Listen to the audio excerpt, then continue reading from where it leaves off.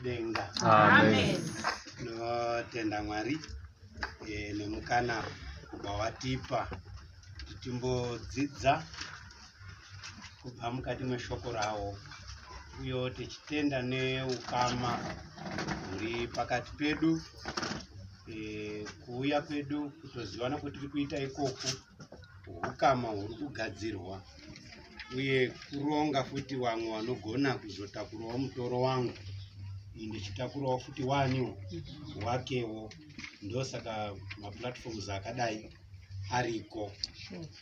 Tichitendawo zvakare vakuru vedunhu rino kutipa mukana wakadai, tichitenda nevatungamiriri nezvefemili dzakaurwa izvi zvekutungamirira dzimhuri. Chirongwa chakanyanya kuti dana pano ndeche whisper. Kuti whisper abbreviation, saka ndichakumbirawo kuti kana muchimboti whisper muri kuti kudini. Pamwe pano unongoziya W chete, unongotsanangura hake W wosiyawo kumwe kwacho kwaasi kuziwa, then tochizowa complete set yekuziva zvose. Alright, tizivisei tinzo. Atobvunza, whisper zviri kumborewei? Chii chinombonzi whisper? Muri kumboti kudii? Imhuka ipi? Ine nyanga ere kana kuti haina? Okay. Ndiri kana wabvunza iwe une mvumo yekusumudza, unoneta kusumudza muoko nekusumudza futi wakasimudza. Zviri kwendiri. Okay. Ngatiteerere tinzo. Ndoda kutaura ndakabata tipa racho. Tikatarisa panapa ndo whisper yachiri kutaurwa handitika. Chatanga abbreviation. Handitika ndichataura mawedzi achona zvaanomirira. W na IU. Widow or widower. Then S single parent, single. Then P parent association. Kureva kuti ndatsanangura abbreviation handitika. Ndakuchitsanangura manje kuti zvazviri kureva ndezvekuti chii. Single parent munhu anochengeta vana ari ega handiti. B wakafirwa, B wakarambwa handitika. Widow WIU munhukadzi akafirwa, widower munhurume akafirwa handiti. Saka single parent sazva kuti tiri panapa takabatanidzwa, whether wakarambwa whether wakafirwa. The fact yekuti tiri kurera vana tisisina the imwe partner. I think ndafunga ndazvanzwisisika handiti. Amen. Tinotenda nekutsanangura kwakanaka. Tichada kumbotarisa kuti how to be, kana kuti ndingajoinawo sei whisper. Ndingaijoinawo sei inyi Whisper. Ine ngoti ku-association kunombobviswe mari kuti munhu azonzi wajoina. Okay. Oh yes. Mapanzwa. Tombojoinawo sei? Join whisper. Toijoina sei? Ngatimbotarisa mubhaibheri kuna Samuel wechipiri chapter 13 verse ya 2. Second Samuel 13 verse 2. Timomira timbonzwa vamwe vasvika ndozoti ukaone mumwe chingatoti verse 2 iwe chimira kuvhura kuti pasvikwa. Kwazakataura vhesi rinyore wochizozvo zviri kuerengwa ndinotaura kuti handiro kana kuti ndiro, zvoenda zvakadaro. Unasozozvidzidza hako wanase kugarisika. Handei tinzwa. 2 Samuel chapter 13 Yeah. verse 2. Yeah. Amnoni akatambudzika akarwara pamusoro paTamari hanzvadzi yake, nokuti yakanga iri mhandara. Amunoni akaona kuti angamuitira chinhu, haangamuitiri chinhu. Okay, ngatidzoke pavhesi. Ngatidzoke pavhesi. Amunoni akatambudzika akarwara pamusoro paTamari hanzvadzi yake, nokuti yakanga iri mhandara. Amunoni akaona kuti haangamuiti chinhu. Okay. Mubvunzo wangu uri kuti unombojoina seiko Whisper? Pamwe pacho unoijoiniswa usikadi. Zvitese. Pamwe pacho unoijoiniswa iwe usikadini zvako? Usingadi. Pamwe pacho unongoijoina wechida. Inini ndada ini uite muWhisper. Bhemba rako mukadzi famba akade kuramba usimudze chapo unodini chete unoenda wotosara uripi uripo utori wega uchitochengeta zvako mhuri yako kana kuti uchivhiringidza asi uinani uinayo kana kuti iye wacho unogone kutiza nekadiki kana kutiza nekari mudumbu woendawo zvakare ikoko wochengetawo zvakare waanochengeta ari kupi ari ikoko. Saka pari kufunga Amnoni Tamari aripo here? Saka mubvunzo uri kuti unombojoina sei? Joine chikwata chemaWhisper unombochijoina sei? Unogona uchijoiniswa usikadini? Usingadi. Amnoni ndiye afunga Tamari ari busy kungova munhu ungoripiwa zvake echipfuurire mberi neupuriti hwake, but pane mumwe uri kufungawo nepfungwa dzake. Tiverengerei tinzwe. Handei from verse 2 endai kana paverse 5. Alright. Verse 5. Yeah. Jonadab Kana kuende paverse 3. Ende paverse 3 handiti tazi kana wazoneta wozomira. Yes, saka igedzai kati ngoerenga akawanda ndikasike kuneta. Nditaure kuti mzaya. Ndaita sei? Ndaneta. Good night. Vatangoti good night. Takagara tese kwazvo nemuzaya wangu kune imwe nyika. Saka ndokunana good night iwa. Kana wanga usiku. Ausinzwisisi. Isusu taitiriko. Yeah, chingoti tadai good night. Taitanetswa nesolusi. Solusi inombokurumbirira akadzimwe nguva. Cheinoita iyo inokudzidzisai. Asi inonga ichidawo futi fees. Haiiti zvechechi panguva dzefees. Inozviiti zvechechi. Zvefees zvadini? Zvapera. Takadzingirirwa tikaenda kwatakaenda takagara kune kamwe kanyika. Tikatazoti good night. Takadzingwa. Takazodini zveni? Azodzoka. Takati inozipenga udzoke. Tatapenga tiriko kuti vatadzoka futi. Vatazopedza. Handei tinzwe. Verse 3. Asi Amunoni wakanga ane shamwari Yeah. yainzi Jonadhabhi, mwanakomana waShimea, mukoma waDhavhidhi. Zvino Jonadhabhi wakanga ari munhu. Chimbodzoka ipo atikupa manya maningi. Chimbodzoka ipo kumbozwa paverse 3 yakapfuma. Asi Amunoni wakanga ane shamwari. Chimbomira. Amnoni anga ari ega. Wanga ine chinyi? Shamwari. Unazoti sometimes iwe uri zvouri nemhaka yeshamwari yako. Zvimwe zvacho. Zvouri zvimwe zvacho. Inyaya yeshamwari yani? Ukade kuti dzokei uko, unozoona kuti apa pandakafera neapa ndaitamba naTeresa. Ayanga asiri Teresa aindakatsvuna.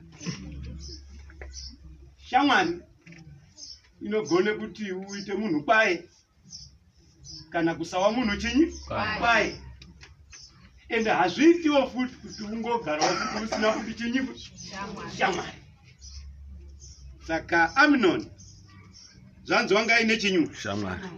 Shamwari yake ambeti werenge tinzwa. Amnoni wakanga ane shamwari yainzi Jonadhabhi mwanakomana waShimea. Hanzi uyu mwanakomana wani? Handei? Mukoma waDhavhidhi. Wanga ari mukoma wani? David. Kutaurwe ukama urwu nemazita ababa wacho izvi. Hazvisi kungotaurwe pasina apa. Kuti muziwe kuti apart from ushamwari ukama huripi? Uripo? Asi chawaishandisa maningi apa wanga huri ushamwari. Kwete ukama.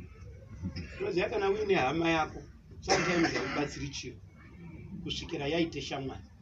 Kana ungori nehama chete ikubatsiri, but hama yako ikave shamwari pane kwemunosvika. Neuyu manje uyu ihama asi ukama huna kuverengwa maningi. Pangozi wanga ine shamwari yani yake zvakuchichiverengwa zvikuti tonoti handi shamwari chete, ihama yacho. Yazoita hama yacho papi? Ndabvunza mubvunza ndi sei yazozviya hama yacho? Pazozi clue iripo tizonoti saka ihama iri papi? Andisi zvakandoverenga pachita ndotobvunza nezvamakaverengawo kare kuti mukade ungotsvaka apa anza yacho ipo pangori pega ipo papa tinoedzerwa taishaya. Wanga ine shamwari yake yainzani? Jonadhabhi. Wanga ari mwana wani? waShimea. Mukoma wa David. Mukoma ani? David. Saka ukama hwacho hwamokudeswa. Okay, amba itozisaidinzwa. Zvino Jonadhabhi wakanga ari munhu waiva namano. Verse 4. Iye akati kwaari, nhandi mwanakomana wamambo, wakaondereiko kudai mazuva ose? Haungandiudzi here? Amnoni akati kwaari, ndinoda Tamari hanzvadzi yomunun'una wangu Abhusaromu. Okay. Tamari wakazviziva here kuti kune munhu wakaonda?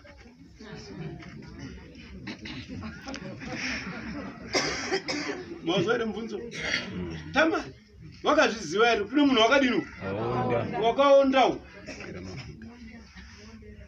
Ende kuonda kwake hakuziri kuonda kwekuonda, kuonda nemhaka yekuonda.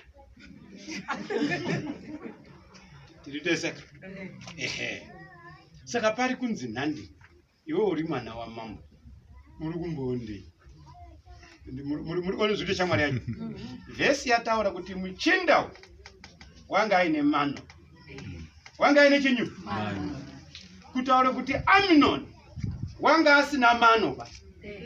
Deno Amnoni anga aine mano, taudzwa kuti wanga aine mano. Inotaudzwa kuti wanga aine mano ishamwari yacho. Saka which means pane pambosvika Amnoni asi kuchafunga ba, akumbofungirwa. Taurirapo uri padhuze kuti zvine njodzi kufungirwa. Zvine njodzi kufungirwa. Zvine njodzi kuita sei? Kufungirwa.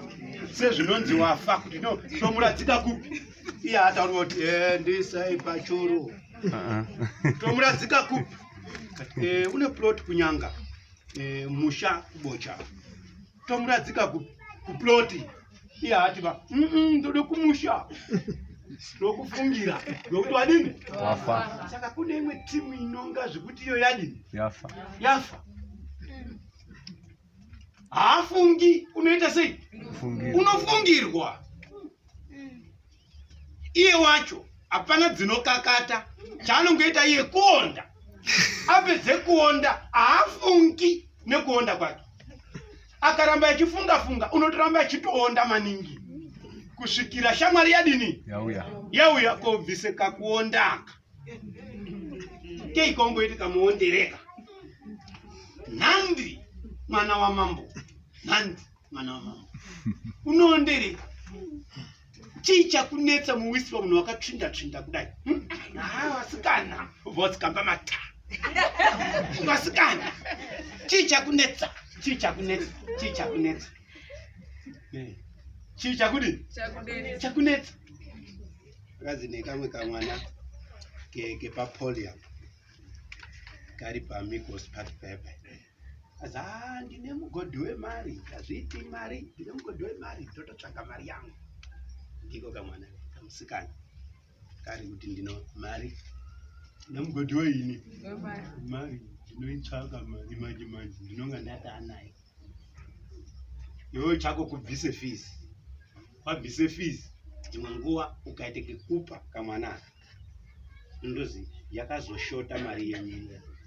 Yakadini ya? Yakashota. Zvekuti ndo timu yekuti inopuwe receipt. Zvekuti kana aine shungu yekuda kushandisa mari unodye receipt yacho, senge receipt. Uende kubank kuti pane mari yandakamboise muno wozopuwa futi.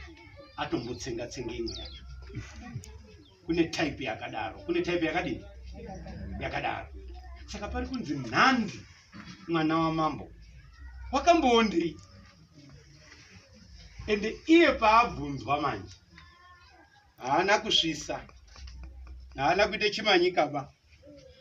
Wabva anasi kutaura nyaya yani yake kuti inini chandiondesa pana ndaonda nemhaka yekuti ndiri kudanu, ndiri kuda hanzvadzi yangu, ndo zvandiondesa zvekuti deno hanzvadzi yangu iyi isina kuzvarwa iyi, deno ndakatozvisimbira hangu. Sirite, ndakazvidini hangu? Ndakazvisimbira. Asi nemhaka kuti hanzvadzi yangu iripo iyi, ndakadini? Ndakaonda. Todonzwa kuti yakasorovhwa seiko nyaya yacho, yakafambiswa sei. Tiverengerei tenzi. Jonadhabhi akati kwaari, vata panhoo dzako uzviite semunhu unorwara. Zvino kana baba vako vakasvika kuzokuona kuti kwavari, ndinokumbira kuti handadzi yangu Tamari auye andipe zvokudya ndidye, agadzire zvokudya pamberi pangu, ndizvione ndizvidye pamaoko ake. Muri kuona here muchinda kuti uri kuzvanga aine mano? Unorongera Tamari asipo, handiti ka? Orongera futi mambo futi asipi? Asipo. Orongera futi muchinda aripo present. Chinda wanga ine mano. Chinda wanga ine chinyu? Wanga ine mano. Kurongera mambo. Mambo unogare padare echitonge mhosva. Akarongewa nekamufana. Kobva karonge metsi. Ndokurongera futi naTamari. Ndokurongera neuyu usina dzinokakata. Azi iwewe manje. Chirwara. Mwiri wese. Chirwara chinyi? Mwiri wese. Uri kuzwa iyi? Ndiri kuzwa mwiri wese. Wakamborone pirizi remwiri wese? Kuchipatara waripiko? Waripiko kuchipatara ndaona bara. Pirizi remwiri wese makamboronawo? Uri kuzwa iyi? Ndiri kuzwa chinyi? Mwiri wese. Saka ino ndokurapa sei mwiri wese? Ikanzi sezvo imi musina piritsi racho mwiri wese uyu uri kuda kuti pano pabikwe chikafu pana titese. Asi hatisida kubikirwa neava vakura vechibika vaane sikupirenzi yekubika maninga. Mwiri wese haungaputunuki, haungaiti zvakanaka. Zvinoda Tamari. Zvinodani? Tamari. Ende hazvidi kuti Tamari wacho abike ari samue ozoya nacho ndozodya. Number 1, ngabike. Inini hangu ndakarara nemhaka yekuti ndine mwiri wese. Asi ziso iri ziso. Rechidini? Rechiona. Ziso rechidini? Rechiona. Iye ari kubika. Ziso rechidini zvapo? Tamari, waizviziva here ndo zviri kurongwa? Unombojoina seiko kumaWhisper? Unombojoina seiko? Ndopetiri ka? Unombojoina seiko? Joine kumaWhisper. Unojoina seiko? Saka paruzi ngauye abike. Inini ndakamuri nini? Ndakamutarisa iye achibika. Handiendi kazanaka. Naziva kuna vanhu ane ka bad idea ngekuti ukakatora so kana kari so bed kari bed neiwewo wakapuwa iyewo zoti futi kuwana iye waiite izvi wakazviita shamwari kana yapedza kunyika ndozvandazwa wenyu mazvizwawo vanhu havazizivi kuti ndiye wakainjiniya iye ndiye wakadina ndiye wakainjiniya but unonge aseri futi achiti andandozvizwawo manje manje soko rimwe anaro here soko ndarizwa nguwai ndarizwa manje manje pano unaro akayuma utoti apenoti muchinda uyu wakapindwa neiko nai zvaizvadini kwakumana Amnon mwana wani ende vanonga vaitika nyaya kacho havagoni futi kutaura kunga iye unonga apai pamberi hakuna munhu unogona kushora Amnon seshamwari yake usati wanyudzwa neshamwari musi waunoburana neshamwari yako ndopaunozoti wanga usina shamwari unozoti nemhaka yeiko ndakambomuziwireiko first time aitakangorarama tisingangoziwani sewamwana ndinobvudzana nawo mutaundi ndakambokuziwirei unodemba nguva yese kuti ndei ndakambomuziwa ai akangowawo munhu asati afa inisati ndafa tongopesana chete asi tisikadini tongosangana tichingopfuudzana tisina kukwasisana nemhaka kuti hatidini vai tiziwani nemhaka yei ndakambomuziwa toerengerei nyaya kunojoinawo seiko Whisper iyi kunojoinika here handei ya naizvozvo Amnoni akavata pasi akazviita somunhu unorwara. Zvino mambo wakati achisvika kuzomuona, ndanoti muone kanyaya kandafarira. Maona here kuti Amnoni unoteerera. Mwazvaona here? Amnoni unodino? Unoteerera. Waudzwa neshamwari yake. Rwara. Zikazi ewo. Zikazi warwara. Rara. Zikazi chiyibuti. Enda hana kurara kumwe kwese kwese. Mumba. Zviri strategy. Varara zvake. Ande inenya. Ande. Musungu nyene. Ande. Zvino mambo wakati achisvika kuzomuona. Amnoni akati kuna mambo, Iswa. Ndinokumbira kuti Tamari hanzvadzi yangu auye. Maona pane pajambwa. Mambo echibvunza uri kuzwei? Echiti mwiri wese hazvina kunyorwa. Ndini ndizvoona ndo zvakataura. Nini ndiro zvandaona. Iwo havinotowaonei. Hazvina kunyorwa ba. Because wakabvunzana. Saka ngepapi pari kurwadza. Mambo semunhu mukuru unofanira kunge aizive mushonga wacho. Asi iye wakati mwiri wese. Mambo obva ati tusu. Mwiri wese unorapwa ngei. Muchinda obva azoti ndini dhokota wangu. Ndivese wakachinja ka. Murwere wakawani. Chiremba wake. Ndiri chiremba wangu. Ndini zvavanhu anongondizeme nazeme. Ndiri chiremba wangu. Ndiri chiremba wani? Wangu. Nditeererei zvindichataura. Ndini chiremba wangu. Hambe idinzo. Ande. Andibikire zvingwa zviviri ndichizviona. Kwira pamusoro bichana munasi kudzika naye idinzo. Ndinokumbira kuti Tamari hanzvadzi yangu auye. Andibikire zvingwa zviviri ndichizviona. Kuti ndidye pamaoko ake. Murunzwa chiremba.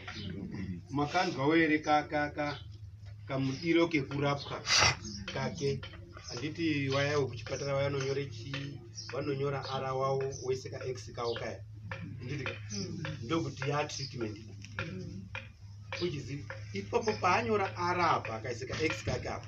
Ndopa kuti instead kuti imwe mapiritsa yakairi pazuva wati zvinode zvingwa. Zvingani? Asi zvingwa izvi ngazvibikwe. Ndiani? Hanzvadzi yangu. Asi paanonga achibika Tamari unofanira kubika ndechidinini. Muri kone zviri kuita chiremba. Mamona here chiremba. Ndo dosage yake. Zikanzi ndo kamurapirwe kemwiri wese. Semunhu unozwe chinyi? Mwiri wese. Kamurapire kacho kemwiri wese. Description. Zvinoda tamwe. Obike zvingwa zviviri. Ini ndechidini? Zikazi ndaona zvaibva. Andiri zvinoiswe Mundiro. hazirora zviri pai. Ndibikire zvingwa zviviri ndichizviona kuti ndidye pamaoko ake. Handiti munoona manese echichera ngekaunini kayakaya kuchere munhu. Iye uri kuti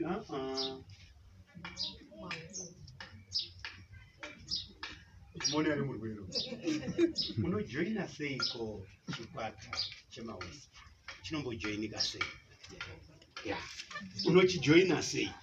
Chikwata chenyu chemawispa unochijoina sei?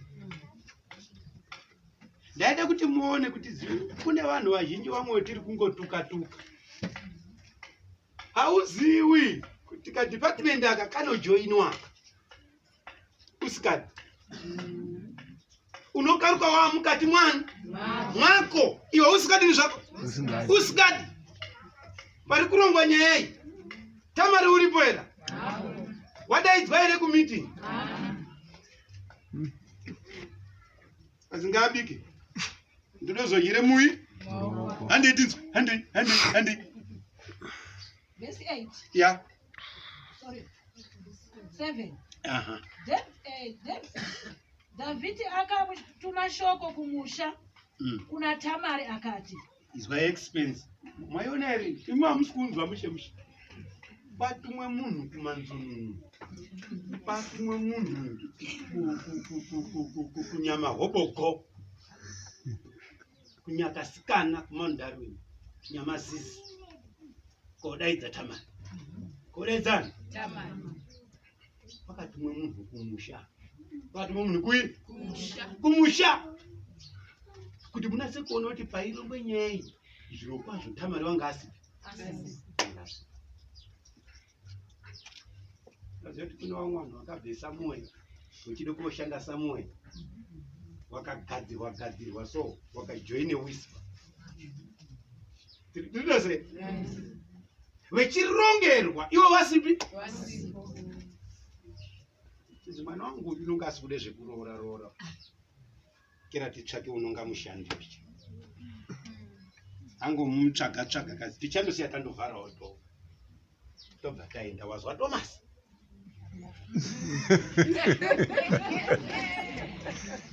Sure. Thomas, tirusiya tavhare chinyi? Do. Wazinzwa here Thomas? Auvhare do. Urikiya iri. Makei wozi mupesi. Akuende pagedhi. Urikiya iri. Makii futi mupesi. Tobva aenda ukoko. Vasikanaini. Thomas wasara.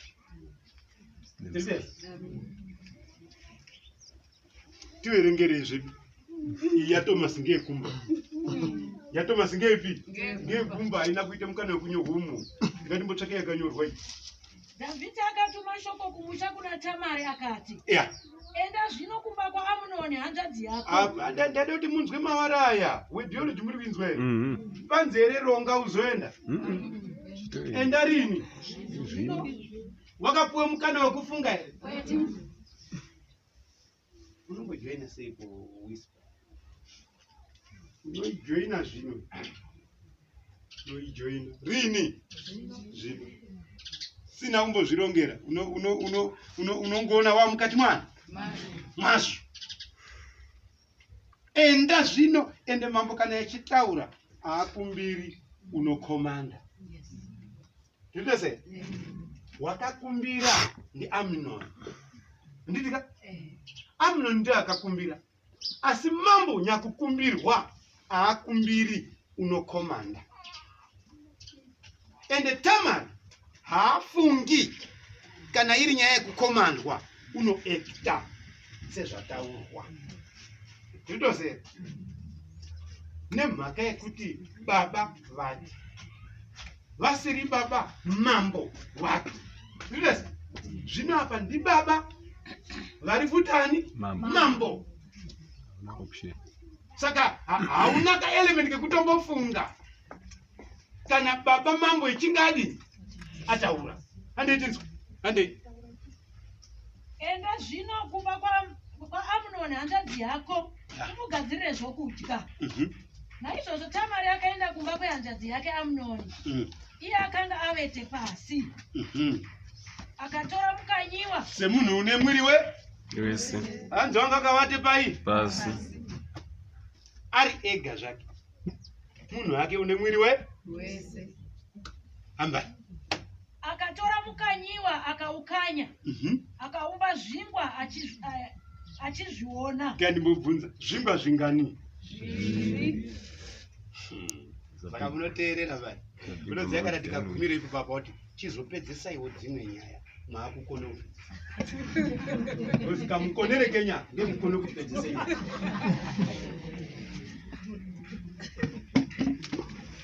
Tamari wati abhizi neassignment yapuwa zvingwa zvingani? Hande akaumba zvingwa achizviona, akabika zvingwa, akatora gango akazvidurura pamberi pake, asi iye wakaramba kudya.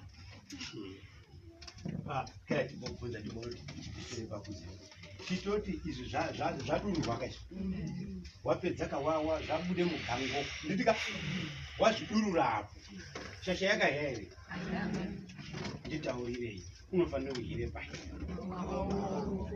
nomwazviona kuti tikangoti taakuparadzana panapa nyaya muna makukonokopi matozviona saka gare muchandishaya gare muchandishaya ende muri kuona kuti zvaiswa mupuleti yaiswa naTamari handi puleti yekutamba nayo, ipuleti chaiyo but iyo uri kuti handisi kuzvida zviri mupuleti. Ndinosa nemhaka yei asi kuzvidire mupuleti? Handi Amunoni akati vanhu vose ngavabude kwandiri. Inzwai wangazi mushonga uyu idyazvo andozoti mumwe mushonga chikafu kana ndidika senziwo semunhu une mwiri wese tabhakazvo heu mushonga sengai katatu mozomedza ngazi mushonga wakadai haudi wanhu mushonga uyu haudi chichiva haudi wanhu mushonga haudi wanhu vanhu vese ngavadini mapanzwe tode kuandana ine warai razi vese vanhu vese ngavadini takuti namambo unoonekwa here ko mai wacho wanoonekwa here ko shasha yaiyo mano iyai inoonekwa here vanhu vese ngavadini alright asi pazi vese nditi mazwa kuchizi vanhu vese ande Vanhu vose ngavabude vanhu vose vakabuda kwaari. Amunoni akati kuna Tamari, uya nezvokudya muimba yokuvata. okay vanhu vese vakabuda here ndaude vanhu vanoziva mani apa takukwire gomo ka takuti kwire gomo bichana iyo wati vanhu vese ngavadini saka vanhu vese vabuda here zvakasvika vangani wasara vasara wani ndiani wasara handi munhuwo here saka pabude vamwe nemhaka yei asara apo arikude kupe chingwa pai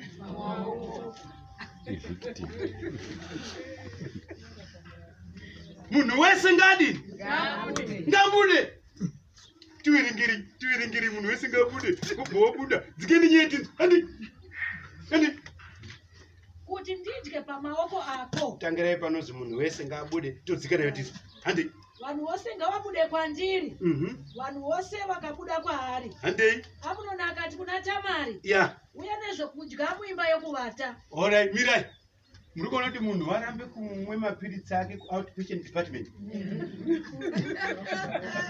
Munhu wane zvewadhu, munhu wane chinyu wade wadhu, asi mapiritsi aya haadi kuoutpatient.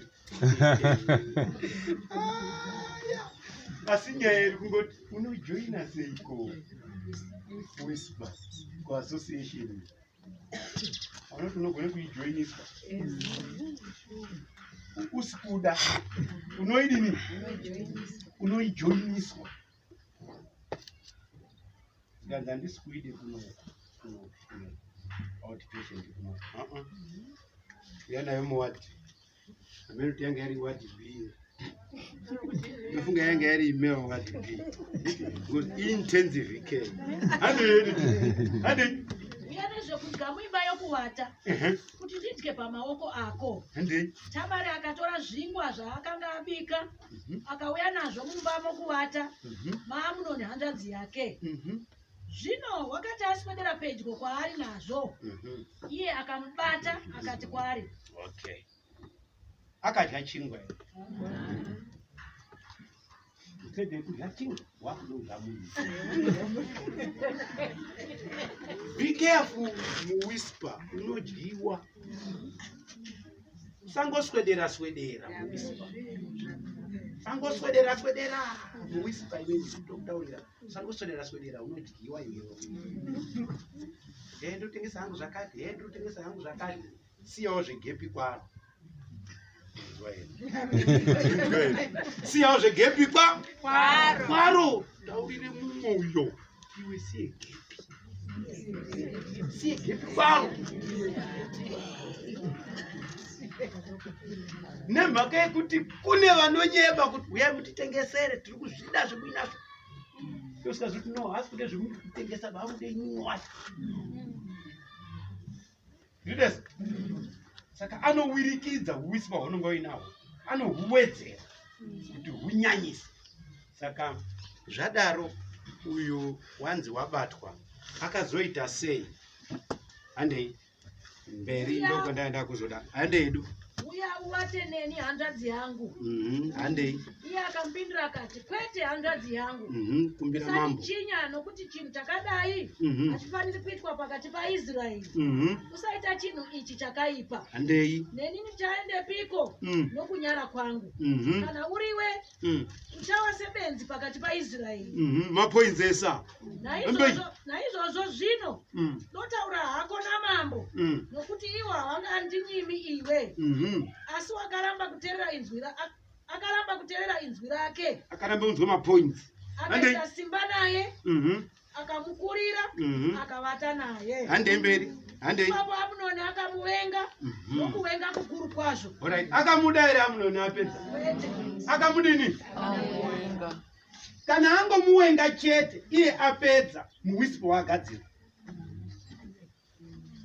Pekuenda kuchipwereva muWhisper wadina patogadzirwa. Unojoina seiko chikwadi? Unoziva kuti pamwe pacho tinofanire kufunga katatu so satatu kavanhu. Titizona Mwari kufunga kangani? Katatu usati watuka munhu. Hayi dununu remunhu. Unombafunga kuti Tamari yanga riri dununu. Madira akaita mukoma kuti mukoma arapike kubve pamwiri wese. Akabve kumba iri hasekase, baba ati huya mukoma ari kurwara. Iwo pawakafonerwa uzi ndarwara wakambofona futi bhekiwo. Ukonoti Tamari anga ari munhu kupfuura iwowe. Unoite zvekumhanya ichienda. Asvika ikoko haana kuti azoti vamwe vakadzi vakangogara. Unozoti vakadzi munokuputaka parufu. Ndiri kukwara nebasa wese wakandogara. Uronyefa kundodaire nziyo, but wasina kudaira kuti haunyaya. Ndiri kukwara nebasa bana. Tamari wakakwara nebasa. Ende unozoona paine vanhu pazozi vanhu vese budai. Pia. Saka musikana waishanda uyu. Vanhu vese vakadini zvo? Wakatambarara.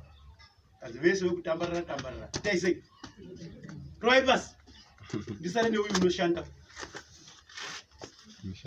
Asara naye. Ndopa akazomugadzira kuti ajoinewo chikwata ichi. Ajoine chikwata chipi? Ichi. unojoina seiko Wispa? Panodiwe mari. Tamara wakabvisa mari ere kujoine chikwadi? Imhosva yatamarira. Handi kuti ndozve zvingori zvese kwese. Kumwe kwacho tinoende kuna Abraham mubhuku raGenesis. Anisode kuerenga, ndode kuti yekungo bharangudza kude kuierenga. Genesis, Abraham naSara. Nditika? Sara haasi kubereka. Mwari oya achitaura muchava nemwana, Sara unoseka. Wasekei? Sara unoti handina kudini vai? Sara paita handina kuseka, uri kupindura Mwari. Kuti Mwari nini kuseka handidini. Whereas Mwari unogone kutowerenga even kuseka kwemwoyo usati waseke kuti. Saka Mwari uri kunzi naSara handina kuseka times 2 mumwoyo nekunze. Iye Mwari wakazviona kangani? Abraham wakazviona kamwe, wakazvidzwa kamwe, asi Mwari wakazvidzwa kangani? Asi iye Sara wakadayira Mwari ichinyepera Mwari kuseka handisi. And then pamberi apo unozoti hona tine mushandi pano. Inini ndakura handiti kuti dzaMwari dzanase kukakata kuti tinowane mwana. DzaMwari hadzina kudini vai? Hadzina kukakata idzi. Zikanzi pinda kune mushandi wedu. Waenzani zviya? Ndakubvunza zvamakaerenga kare. Agari. Saka maona kuti mukasiwa munopedzise nyaya. Saka zvikanzi pinda kunani? Kwaari. Aite mwana panzvimbo yani? Iye aane pamwiri wakatanga kudedezuka futi. Handitika? Akutsvinyirawo mbuya aingoti peya asina chinyi. Asina mwana. Zvikanzi naSara uyo angandidai pana. Obva ambotiza, obva azodzoka futi. Handitika? Iye obva azoitawo wakewo mwana. Iye ani manje? Zikanzi chidzinge bandakadzi iri nemwana wacho zvese zvidini?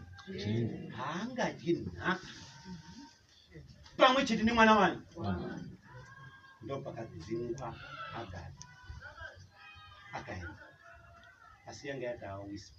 Zvinoze pakarongwa naSara kuti Abrahamu pinde kumushandi uyu. Mushandi ndio zvanga mutaura. Ndikona kuti mushandi hapana zvaita musikana uri kushande basa rake. Ndinoti muone imi munofika muchiti masingle parents wanhu asina kufunda. Ndozvinofunga vanhu. Kana munhu asitorina nemurume wake chikora apadini. Iwe unomba ntauro chiti musikana uyu wanga ari musikana wekutamba ndiye waishande kwa Abraham. Unombati iwe tinokona uri kwapresident uchiti peya pamaruwa hapo. Pamaruwa. Bati tinokona peyo.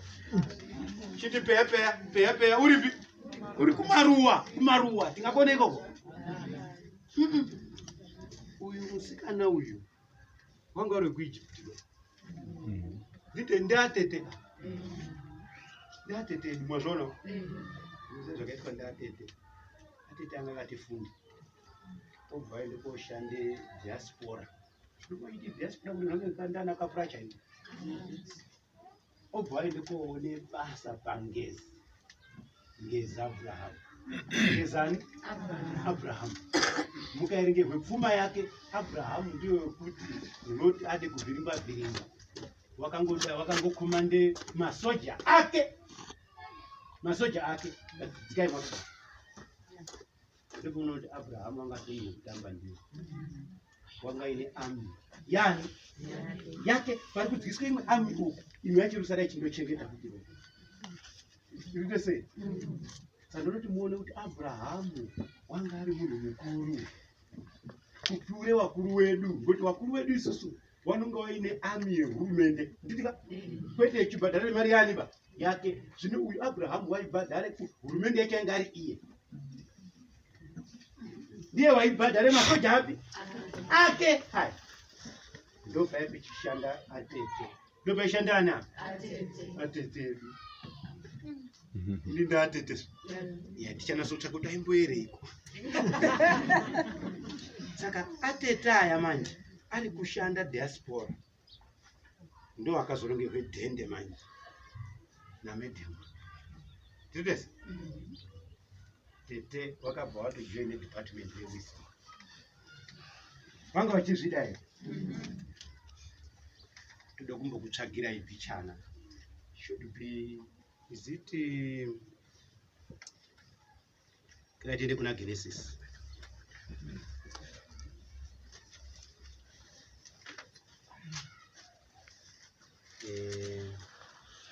Chapter 20,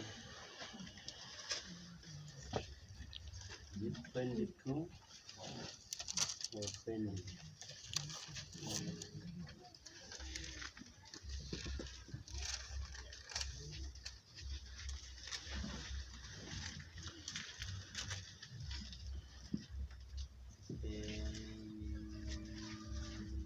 Chapter 24.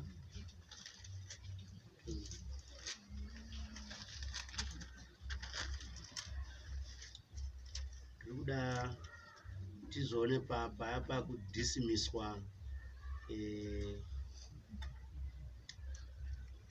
chapter 15. Is it chapter 15? Yeah, Genesis.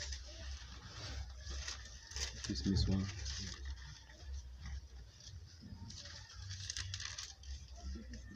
Chapter 16 pavhesi ya7 inoti kudini? Mutumwa waJehovha akamuwana patsime remvura musango, patsime riri panzira inoenda shuri. Ande Akati, nhandi Hagari, murandakadzi waSarai, wabvepiko? Unoendepiko? Iye akati, ndinotiza watenzi wangu Sarai. paari kutiza uchine murume yachinyi wapinda ka wajoiniswa wanga chine kujoina here. Ngatidzoke pavhesi ya3.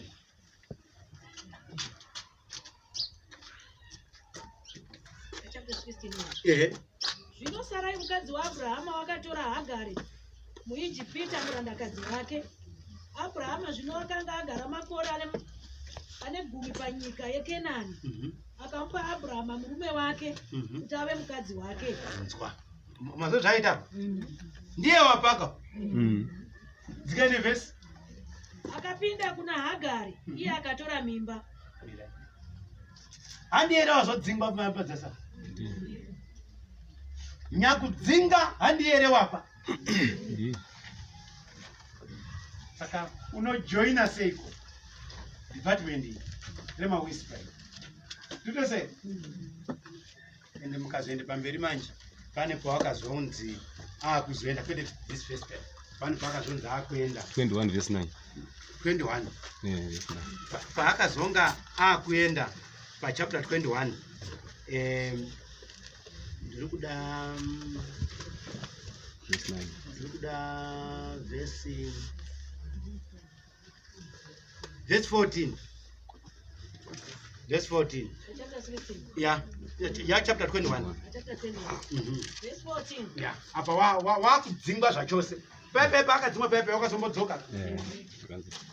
Ambodzoka dzoka. Unozoti kuna munhu wekuti unokwara nekungomutuka. Ekuti wakaitiswa mwana nemunhu uyu. Obva zvanga pasina futi ukama futi kazona wani kamwe futi kafanana futi nekeke futi. Nditika. Afungi.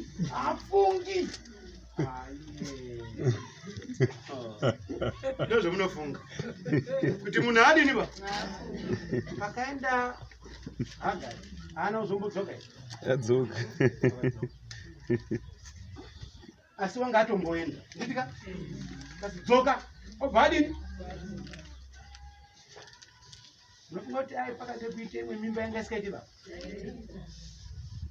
kaigorobva wakana tuma twins wobvona sekuzodhambwa wakadini wakadaro uine trera rako maine mwana kuti trera rine kamwe katrera kaniwo karo iwewo uri hosi yacho dhonza chikwire pasi chibowa chikwire pasi iyayo chizoti ya rakatakura gonyeti mainei Nemwana. nemwana wake. Ndore pavhesi ya14. Abhurahamu akamuka mangwanani akatora chingwa neguchu remvura akapa Hagari akazviisa pabvudzi rake nomwanawo akamuendisa iye akaenda akandodzungaira murenje reBherieri Shebha. Mamuzwa ere wadhisimisa handi ere wakaofishietwa tipatsvagwe mwana mazwa ere maintenance yacho maizwa ere maintenance muna kuverenga muchini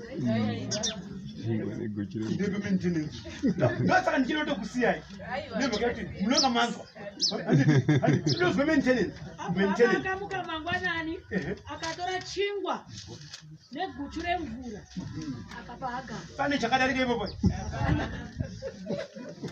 maintenance mentene mwana azichibhakwa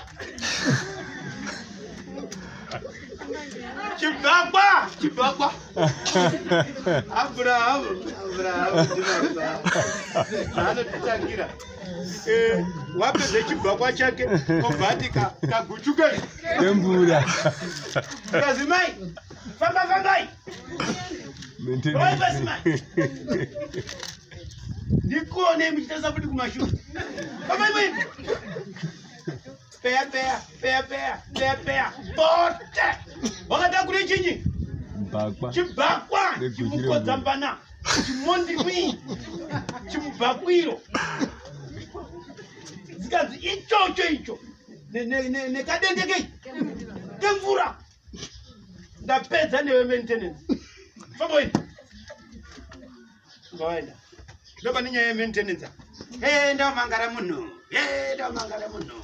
mangara munhu uyo ka wamaintene mwana wake Apa the president.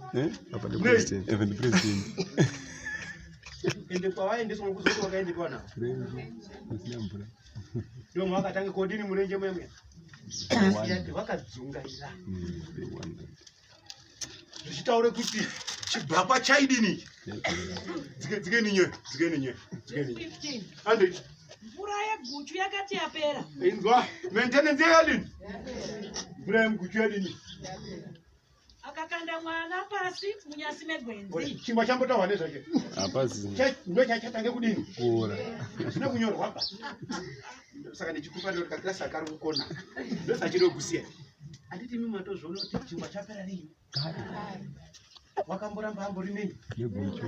mvura ende nini pendiri kuona ndikuona kuti iye wakadzigumisira asi kuchamwa muruzoona wakagumisira iye asi kuchadini ba hazvina kunyorwa baba ndo zvendiri kuona akati cheme umbozi ita seiwo chingomwa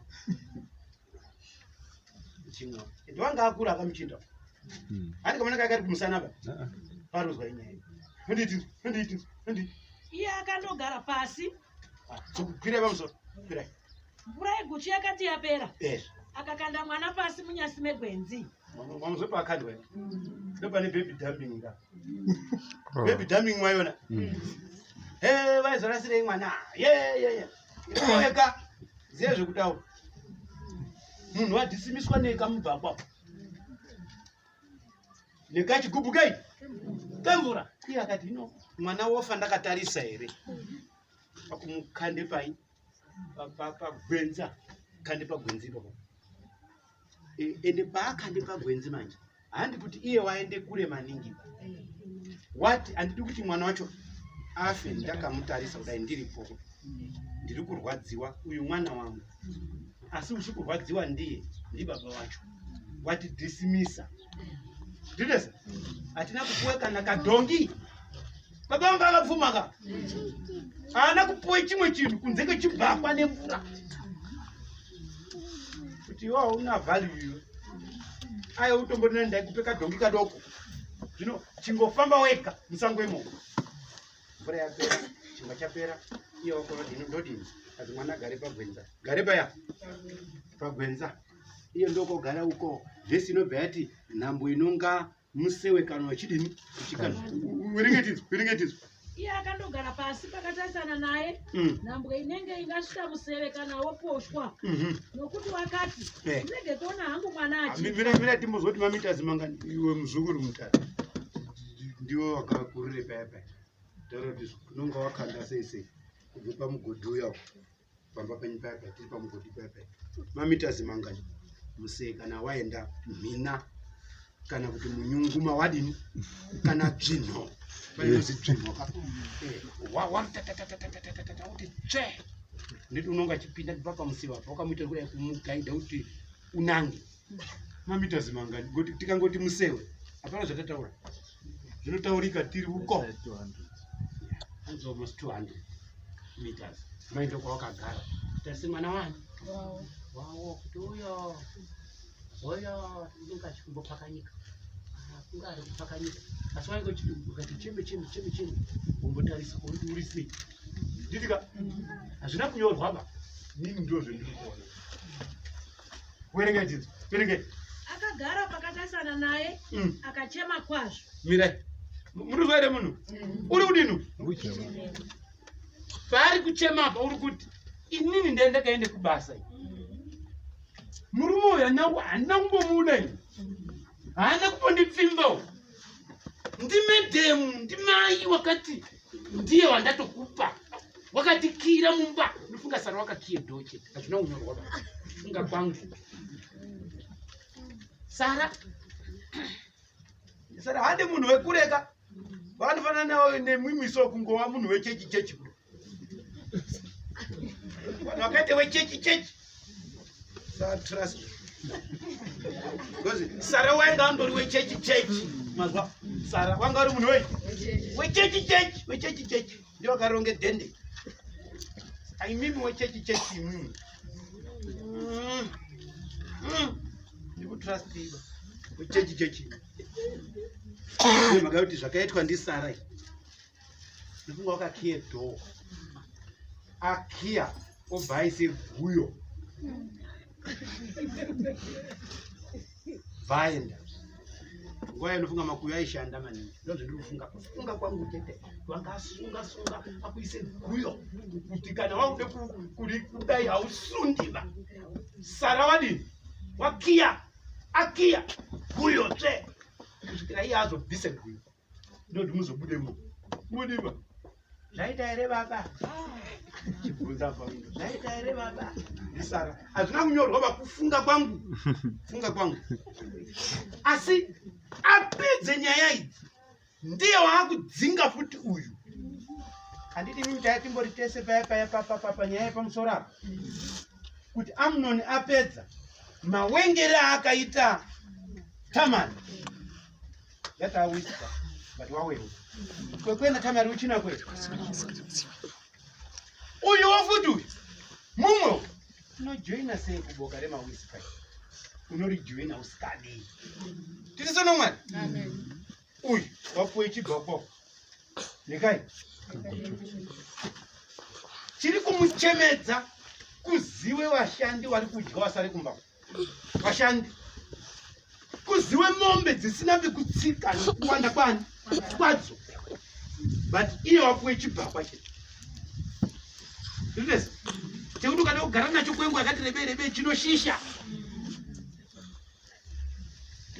puwe chinhu chisingalasti chibhakwa ndosaka akazosara aine mvura chibhakwa chai chapera rini kare ende ndofunga mai vacho akavati idyei ausire mwana mvura yacho imwe ibhichana akusira futi chinyi mwana zvanetsa maningi akonoti hino ndodini mugwenga muno ane kamubvuri ngepapi pagweni ipo papo akundotsveke mwana pagweni iye akuchiende pazuva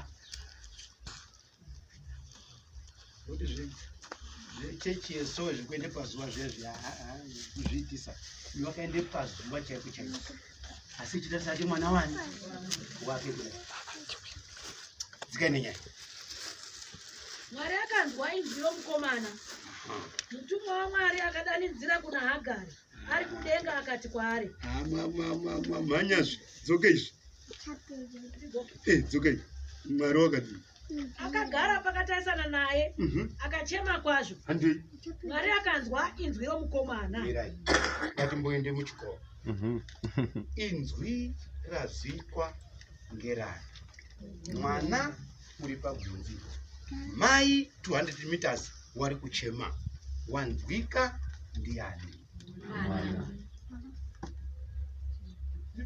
Yes. Dzokei pavhesi tinzwa. Mwari akanzwa inzwi romukomana. Mwari akanzwa inzwi rei? Remukomana. Mukomana ari papa gwenza. Mai wari kuchema wari papa. Mwari ndo kunzwa inzwi rei? Pamukomana ndo pane ziso rani? Imimi munofunga muchiti Mwari ana hanya nazvo, makazviita sei, makamubara mwana uyu paufambi, Mwari wanzwe mukomana. Tutise, Mwari wanzwe mukomana. Usape mwana nhamo dzisiri dzake, uye usape mwana mhosva isiri yani yake, kuti azvarwa imhosva yangu, but iye wacho handi mhosva. Mwari unomuda, wazvarwa sei, ameno zvatangoita zvakarambidzwa, asi iye mwana wapi?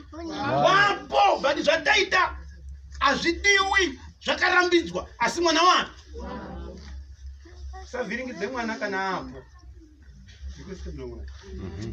Savhiringidze mwana kana api? Apo. Awapo sei? Tangoite zvakarambidzwa akawapo. Asi wapo. Mwari ndokunzwe inzwi rei remukomana. Akaita sei? Mwari akanzwa inzwi romukomana. Mutumwa waMwari akadanidzira kuna Hagari ari kudenga akati kwaari. Zvaita seiko Hagari? Usatya nokuti Mwari wanzwa inzwi romukomana apo paari.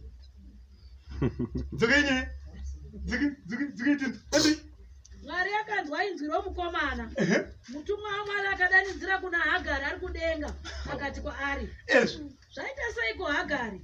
Usatya nokuti Mwari wanzwa inzwi romukomana apo paari. Muri kuona kuti denga rine hanya namuraswa. Ndinese denga rine hanya nani? Namurashwa uyu wandodhambwa. Denga rine hanya nemunhu upi? Iyeye waraswa iyeye. Mai ava vadhambwa. Mai vadhambwa vadhamba umwana. Mwari une hanya nana muraswa. Mai waraswa, mwana waraswa. Mwari uri kuwana vese vakaraswa kudaro. Ndinese saka denga ranzwe inzwi remukomana. Mutumwa ndo kutaura namai wacho. Mutumwa ndo kutaura nani? Namai wacho. Ende kana mai ava zviri kutaurwa kuti mutumwa wakataura nawo, Sara haana kuite mukana uyu. Nditosere imono iyo nyaya yekusaide kunamata ine mhaka yekuti pane zvakaitika yakashata. Nditose denga riri kukutera kouri kwawaraswa kwacho. Kukutere ikweyo kwawadini kwacho iko? Kwawaraswa ikokoko ndo kukutere denga racho. Murenjemo, mugwenga rebheshepu ndo muri kuronde ngirosi kutere ikoko dzichikomanwa kubhuku. Mufana uri pagwenza undaipo. Taurirai mai wacho. Taurirai yani? Mai wacho. Chikazoita sei? Tinozwa zvichisorovhwa murenje. Mvura yapereka yemuguchu. Ande Usatya nokuti Mwari wanzwa inzwi romukomana apo paari. Simuka usimudze mukomana.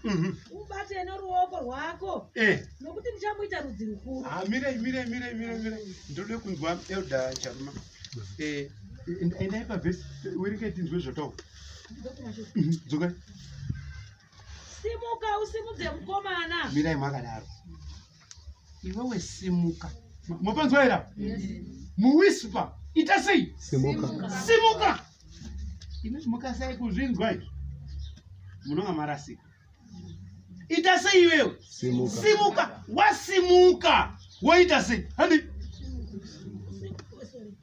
Simuka usimudze mukomana. Mirai. Umubate noruoko rwako. Wasimuka. Chisimudza mukomana. Amen. Chisimudza womui. Usasimudze mukomana iwe usina kusimuka. Ewe tanga wadini? Muwisipa uyu ngana mato. Asimudze vana. Usati vana vacha vatereri. Wakasimuka yo. Simuka iwewe. Wasimuka. Wachisimudze mukomana. Simudze mukomana. Hadi ninye.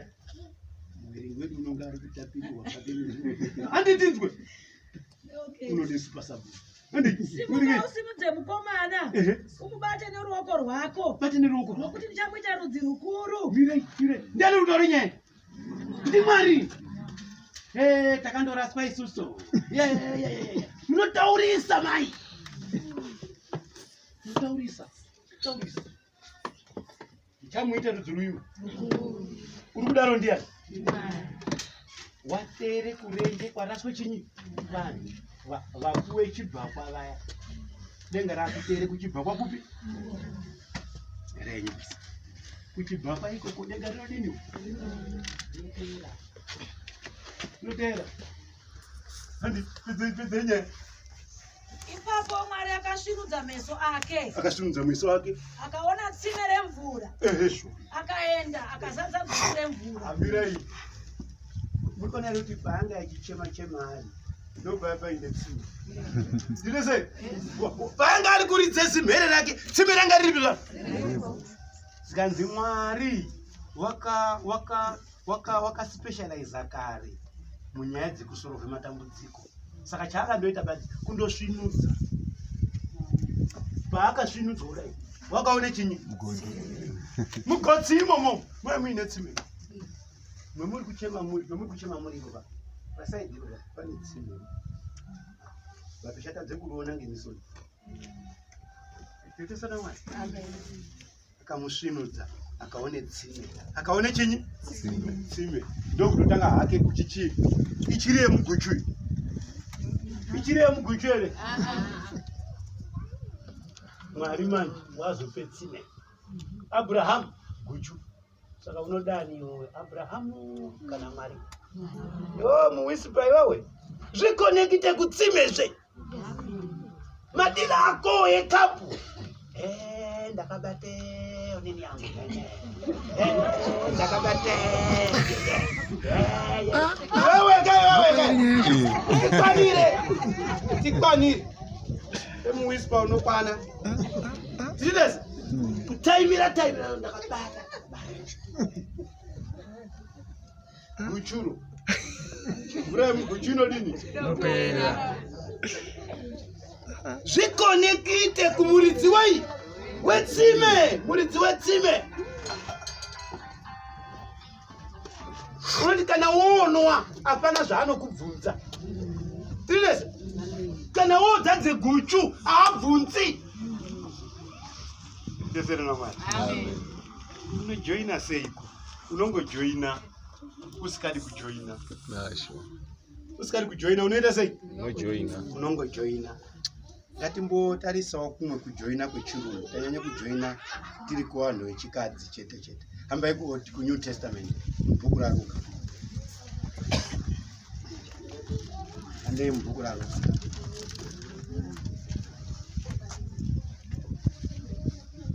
Ruka, handei pachapter 1.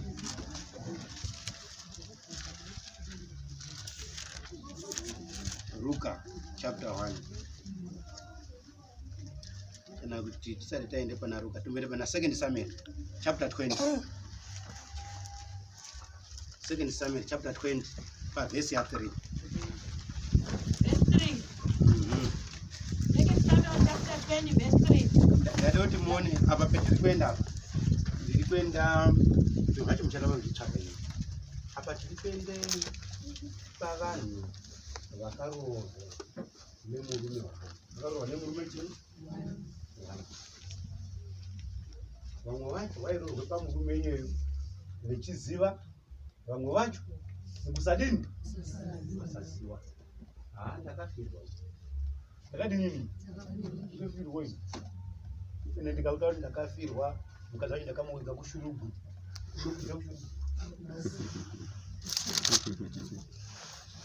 Hatisizi kutesa akasiyana iye wakatozorwawo kwachirumanzuku vatane vana vake wangani watatu kasiyana vana ruza vana vatatu ava ndevake iyo ndori nevana vatatu chete asi kuti mukadzi wacho kutaunda hadini hauyi saka tetetinozoti hawo ndimwe mashinga ndimwe mwazoye koita mainini mwaimwe vanoti uyanyanya ugare kumushakani iteta anenge abva mupachigodora tete haana mukanwa tete haana chinyi adondiputsira imba yangu adondiputsira imba yani ndimwe hamusimuputsirwe imba ba ndimwe uri kuputse imba Great. Andi, chapter 20, verse 3. Andi. Dhavhidhi akasvika kumba kwake Jerusarema. Mambo akatora vakadzi vane 10. Ivo varongo vake vaakanga asiya kuti varinde imba. Akavaisa panzvimbo pavangachengetwa. Akavatumira zvokudya, asi haana kupinda kwaari.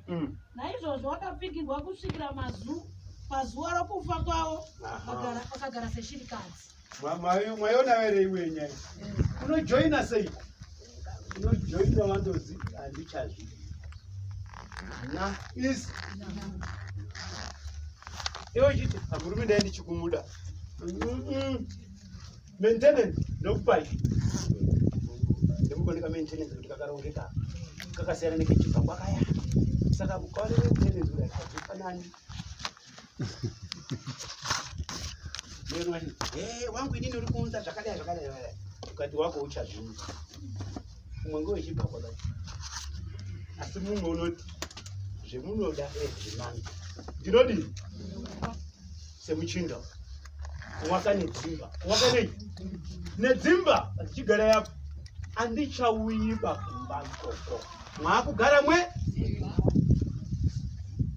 ndechikupai supply yechikafu nezvese zvemunoda but handisiri murume wangu nemhaka iyo ndakatambise nguva yenyu imba yako chikafu inini handichauyiko tete uyai muone wazi handichauyiona iwe gare ikoko murume wapenyera waone kuti hazina kunaka kuunganidze timu kugarisana nemukadzi upi pamwe pacho iwo ndio unogone kujekerwa ndakaite mukuzhe pana mukuzhe munoziya zvenyuchi zviya zvekungobatane pamwepo takango ngandidini zvangu ndidhisimise ndibvepo kune vakadaro ndidese vanoti vakaenda nemhaka yedzidziso dzataipuwa kare anditika shoko razouya manje nindapo akupenyerwa baba ndadini ndaenda timu yakadaro futi iriko inonga ingorimo futi mumawispa imomo unojoina seiko mawispa unogone kuwajoina nemhaka yekutendeuka titesere unogone kuwajoina nemhaka yekudhambwa titese saka ava timu yese yakadaro yata kumawispa yakui kumawispa ande pana Luke chapter 1 Luke chapter 1 roti tiende pa verse ya 5 verse 5 namazuva aHerodhe mambo waJudhea mumwe muprista waivapo wainzi Zekariya wegovero raAbhiya mukadzi wake waiva wavanasikana vaAroni zita rake rainzi Erizabheti vakanga vakakarurama vose vari vaviri pamberi paMwari vachifamba nemirayiro sezvakarurama zvose zvashe vasina chavangapomerwa vakanga vasino mwana nokuti Erizabheti wakanga asingabereki uye wakanga vachembera vose vari vaviri. Alright. Tiri kude pa verse 5 kwese kwazotaurwa kwazozi vanhu ava vari tu pakuzokomenwa nyaya ya Elizabeth naZakaraya handitika mukadzi wanga ukarurama vari vaviri handitika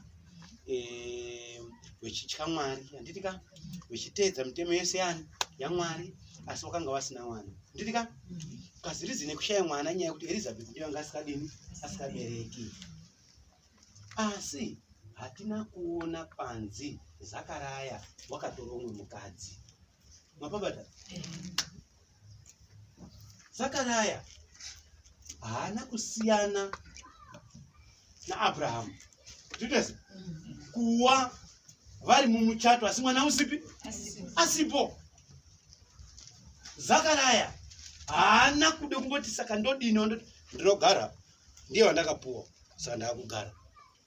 Machinda aya ndichiti machinda aya ndirinongedzei nini ndichitonongedzawo naamwe ashomari pano naamwe edu naamwe edu amwe edu machinda aya ndirinongedza naari panapa naamwe edu anombotsvaka iwe unonga wandoripo ipapo usina hako mwana iwe echimbodini zva echimbotsvaka riri bhuru remupurazi richiberekesa kumapadho richidzoka haro pai amba bhuru. Saka Zakaraya haana kudaro. Pendiri kuda pavhesi 5 vhesi 5 ine nyaya yandiri kuda ichade kutiendese pachapter 3 handeitinzwa. Namazuva aHerodhi mambo waJudhea mumwe muprista waivapo wainzi Zekaria. Achiregera yenyu ndiri kude pakanzi nemazuva aHerodhi. Nemazuva ani? Mubvunzo mukuru unonga achiti why Herodhi? Pari kumbozi nemazuva aHerodhi. Herodhi wacho wamboitei? Why Herodhi? Why? Hambai pachapter 3 pavhesi ya 19. Herodhi uyu nguva yake kwaiitwe zvemadhindindi uye nguva yake yaHerodhi uyu wainga asikadi kuone mukadzi waizondopfuura. Tiritozi ndosapauzi nemazuva ani aHerodhi. Mazuva aHerodhi. Why Herodhi? Pazotawapo nyaya yaZakaraya nenene asi nemazuva ani aHerodhi. Tode kumbobatawo varume vari vega. Unojoina sei kuboka iyi remawispa? Association iyi inojoinika sei? Handeitinzwa chapter 3 pavhesi ya 19. Asi Herodhi mubati wakati arayirwa naye pamusoro paHerodhiasi mukadzi womunun'una wake nezvakaipa zvose zvaakanga aita iye Herodhi. Wakawedzera pamusoro pezvose chinhu ichi kuti wakapfigira Johani mutorongo. Okay. Muka ndinoda kusira assignment izvo. Munasochizverenge nyaya yacho. Nyaya yakutotaurwa apa ndiHerodhi watsamwira John ngekuti John waparidza echitaura chitema nezita rani racho. Zvikanzi iwewe Herodhi watora Herodias. Herodias uyu wanga ari mukadzi waFilipi. Filipi ndi brother vake iani Herodhi. Saka wakaona Herodias ari kuroorwa ndokuona kari kamunhu kaikasingabatsiri chiro. Tiritozi Philip ndokutore basa guru nekudhoza echichenesa echifidha kusvikira Herodias wakabvumwa nechikafu. Wakabvumwa nechikafu. Ganda rake rikadaire sipo. Ganda rikadaire chinyi? Sipo. Kune maganda asiri aya baya ayange kuvhakachisaka. Kune maganda chaiwo. Saka aronga mukadzi wake waumbana. Zvikanzi naHerodhi uyu mukadzi uyu uchindori waFilipi lero uzobva afungwa dzacho. Filipi tinomuziya kakadzi kake tinokadini kaizikanwa kari kai kakadzi zvino gadzi hanga ndoendi ngauye pano ngauye papi ngauye pano. Saka Philip yakasara yairi humburukwa kwete kuti wanga afirwa apa wakatorerwe mukadzi wacho ndozwa wakone kungomufidha nekumupfekedze zvakanaka obvasa rangoti junjuru kazi iyo yangu yekupfekedze mukadzi zvakanaka nekumufidha ndobvasa rayachinyi humburukwa. Mukadzi wadini waenda unombojoina seiko boka iri remaWhisper unorijoina mukadzi waenda unoridini unorijoina kwete wechida asi unogona kungodini chete kungoenda. Zviri obvious kwemuri kufirwa ndo zviri obvious kunani kwetiri asi ndono ndikuzivisei kuti boka iri rinojoinwa ngedzimwe nzira dzisina kumboplanwa. Nditosana masi boka irori rinojoinwa usina futi kuaplya.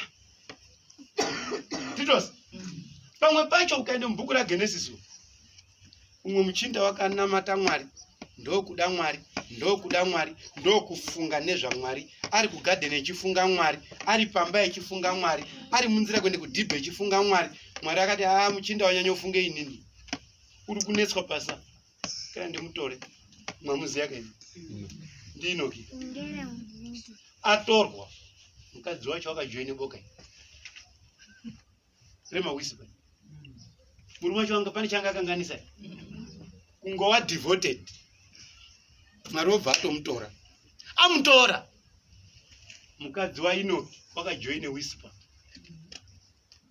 Murume uripi kazi akamboende kudenga baba akamboende pi iye paaitaura kuti chidzoka iyi gore dha mairi matatu imi mwazoti no baba vakaende kudenga. Wakuru wechecho uchirovera futi ichiti murume wangu haana kufaba uchauya ko wakatisvikira iwe muri pano madini kunamata muende elder. Mashoko aya ngeyo mukadzi waInoki namatai elder mudini muende baba vachadini vakaende pi unoziva kuti kune vamwe ipo papa vanoti kana elder wauya zvisina style iwo vanoitwa futi zvisina futi style. Tutesi kazi huyai munamati kumba kwangu asi musauya namai azi hai ndikutotara hangu zvinoitike kugokwe kwete mudhuze munomba tara hangu zvepi zvekugokwo kazi huyai asi huyai musinani musina mai elder huyai muite munamato asi musauya nani kuti mai wanga wasitambuling block munamato wenyu haungasvikiba mukauya namai saka huyai. Tutesi saka mukadzi waInoki waidhisimise madhara fambai muende fambai mudini fambai muende kungeri kusikari kudhisimisa wangu dhisimise vanhu venekana paina wazvinokwa dhisimisai vanhu munhu ngadi ngaende dismiss. Zvakashatei kurorwa zvakashatei fana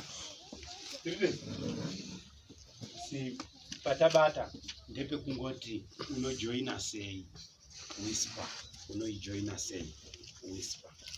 Okay. Good night. Good night.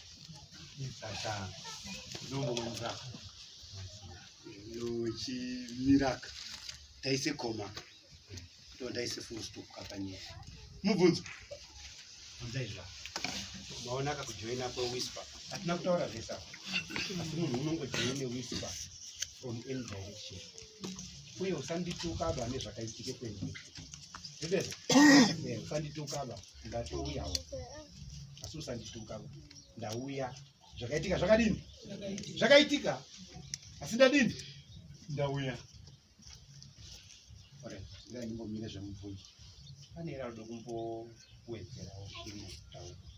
Machisheni akadai, zvakadai, zvakadai, tozoenda pamubvunzo. Kuzoona ukatanga kuti bvunzai, mwana wazvijaira zvekubvunza.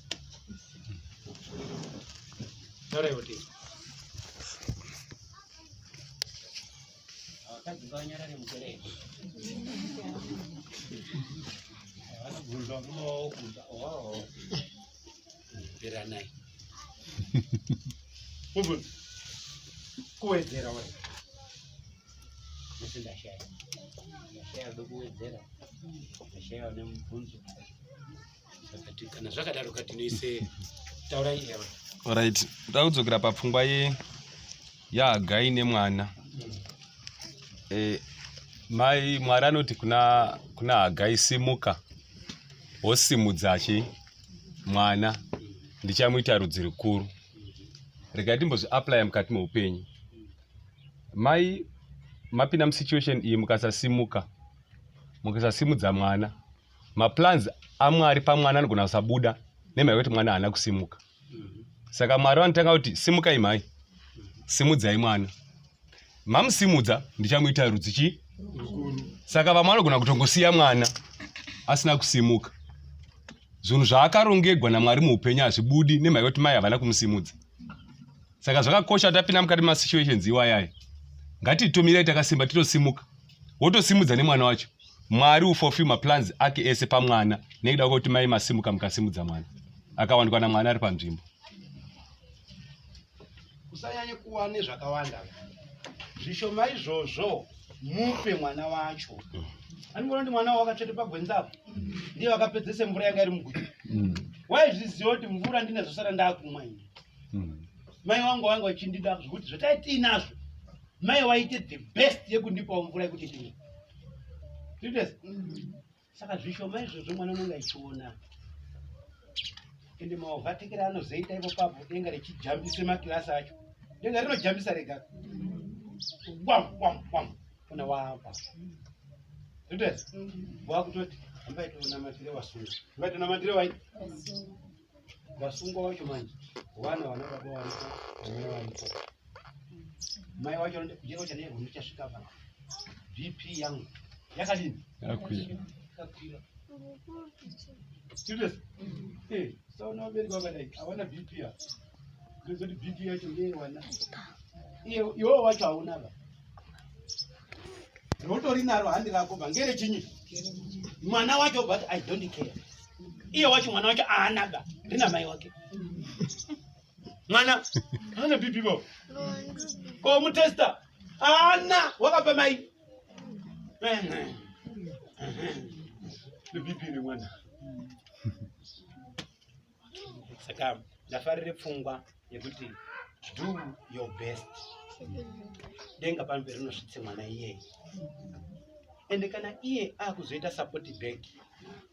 Azvinei kuti iwo wakamupe 10 cents, wakamupe 25 cents yekodya lolo. 25 cents iyoyo yakawanda kupfuura 7,000 yachade kukupa. Because panguva yaumupe 25 cents, iye wangasikagoni kuiwana. Zvitese? Hakuna munhu unogone kukubhadhara pane zvawakaita. Hakuna. Zvitese? Haagoni kungokubhadhara. Nemhaka yekuti nguvayo pawaibhadhare $40 kuti adzidze mukirasi imomo, iye wangasagoni kuwana $40. Makaitei ndikupei mari yenyu.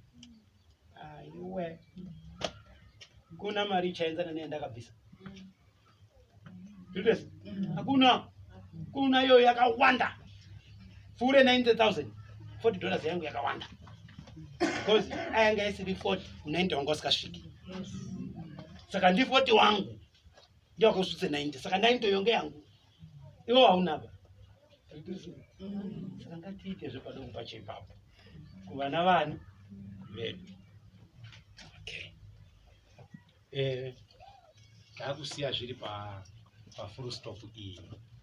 Tichide kunamata Mwari abatsire isusu. Tode kuti Mwari atibatsire kugona kuremekedza vanhu vari mumasituations avari tiritozi kuti mwari atibatsire tigone kuremekedza vanhu kuvape chiremero vari mumasituations avangori mukati mwani mavo uyewo zvakare mwari achitibatsira isusu wacho kuwimbika pamberi pani pake. Ngatidzore hope dzedu tinamati. Baba wedu vari kumusha wakumusoro kudenga, mazvita nenguva yamatipa, tiri kukumbira kuti mubatsire mumwe namumwe wedu tiri pano, mhuri dzatakamiririra dzibatsirwe nemwe, upenyu uhwu hwetiri kurarama tikuraramirei, zvinotiremera nezvinotirwadza tiri kuye kune imimi kuti ndimi mutakuri wemutoro, takuraiwo mutoro yacho, tichikumbirira mutibatsirewo kuva siriasi pakukunamatai, tikunamateiwo mumweya nemuzvokwadi. Tiri kukumbirira kuti vetinoona tivaremekedze, tivapowo chinzvimbo chavo, vakwanewo pakati pedu, tive mhuri imwe chete, tigobatsirana pakukura nepakurayira nepakurarama, tichiraramisa vana vedu nevavakidzani wedu nesu wacho kurarama zvinokufadzai. Pfuurirai mberi nesu pazuva ranhasi. Muzita ramuponesi Jesu tanamata tichiti amen. Amen. Tinotenda.